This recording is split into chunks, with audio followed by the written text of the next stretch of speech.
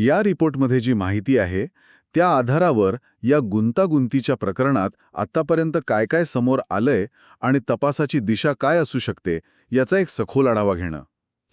म्हणजे फक्त माहीत असलेल्या गोष्टींवर आपण बोलणार आहोत. अगदी.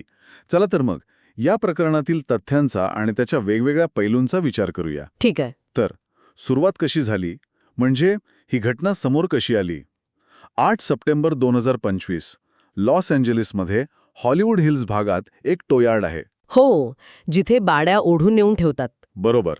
तिथे ही टेस्ला गाडी सापडली. अच्छा, म्हणजे ती बेवारस होती का? हो, महत्वाचा मुद्दा तोच आहे. गाडी बेवारस म्हणून तिथे आणली गेली होती. म्हणजे कुठेतरी सोडून दिली होती कोणीतरी. नक्कीच. आता ती कोणी सोडली, का सोडली, हा तपासाचा एक भाग असेलच. पण खरी घटना उघडकीस आली ती त्या टोयार्डमधील कर्मचाऱ्यांमुळे. कसं काय? त्यांनी तक्रार केली की गाडीतून खूप तीव्र दुर्गंधी येत